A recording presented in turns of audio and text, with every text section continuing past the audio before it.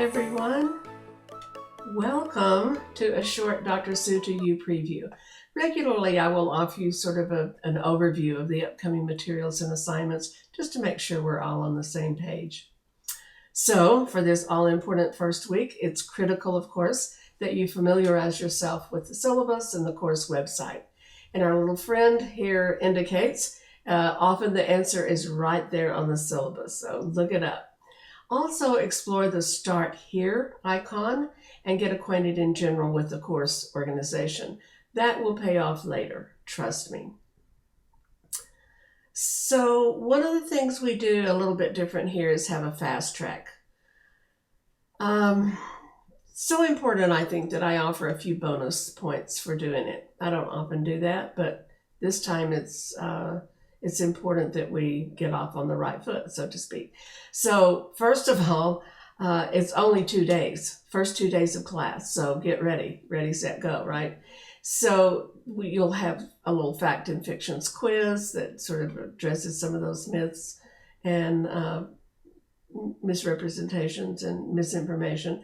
Then you also do an I am exercise that gets you acquainted with not only the organization and how to submit, but also a little bit about yourself and your own identity. And then there are guidelines for the CSI semester project, and you have some options about how to sign up and some choices to make about what you would like to do in order to concentrate your focus in that all-important semester project. So check all of that out in the first couple of days of class, and you'll get your bonus points. If you're not able to, then oh well, it's not required. Okay, so the first segment is called Who, What, When, and How. And obviously this covers the basics of the course in terms of getting off to a good start, learning the vocabulary, getting some points and details that are very interesting about sex crimes and all of its many assets or facts and facets, and you will be surprised at how much ground that covers. This time I want you to use Mancini chapter 1, but also you might just glance through chapter 5 just as a reference for some of the facts and fiction ideas.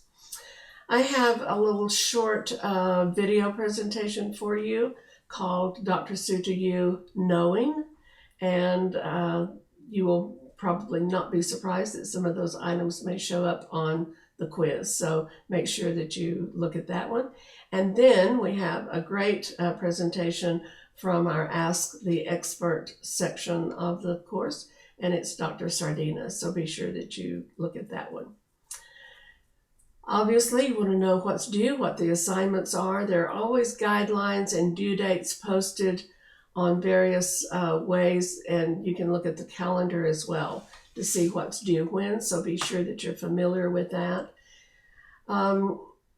The quiz 1 will cover that chapter 1 in Mancini, but also some of the other videos and material that you're viewing. For example, the Dr. Sue to You Knowing. Some of those items will also be on quiz 1. So you need to do that.